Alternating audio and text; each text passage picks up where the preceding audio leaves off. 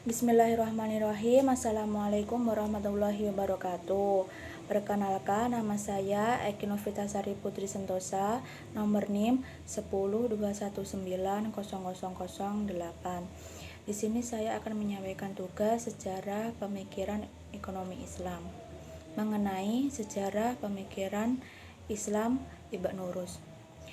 Ibn Nurus memiliki nama lengkap Abu Walid Muhammad Ibnu Ahmad Ibn Nurus.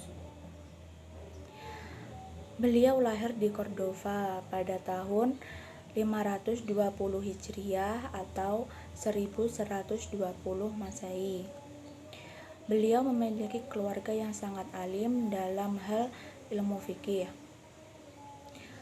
Ayah dan kakeknya pernah menjadi kepala pengadilan di Andalusia. Latar belakang keagamaan inilah yang memberikannya kesempatan untuk meraih kedudukan tinggi dalam studi-studi keislaman. Ibn Nurus adalah ahli filsafah yang paling agung yang pernah dilahirkan dalam sejarah Islam. Pengaruhnya bukan saja berkembang di dunia Islam, namun juga di kalangan masyarakat Eropa. Di Barat, beliau dikenal dengan nama Averroes. Beberapa karya besar beliau yang terkenal yaitu yang pertama, Kuliah Fittib, yang di dalamnya mengandung 16 jilid mengenai medis secara hukum.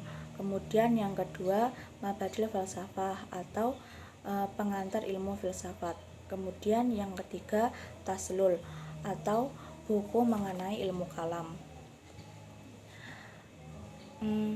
Pemikiran ekonomi Islam menurut Ibn Nurus yaitu pemikiran ekonomi Islam lahir dari kenyataan bahwa Islam adalah sistem yang diturunkan oleh Allah Subhanahu wa Ta'ala kepada seluruh umat manusia untuk menata seluruh kehidupan dalam ruang dan waktu.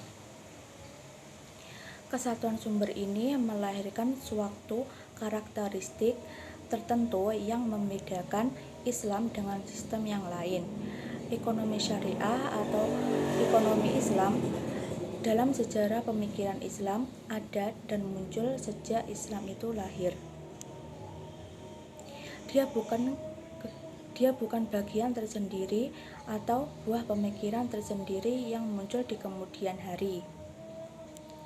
Hukum sebab akibat dalam segala alam dan sosial, termasuk hukum ekonomi demand dan supply yang dikembangkan oleh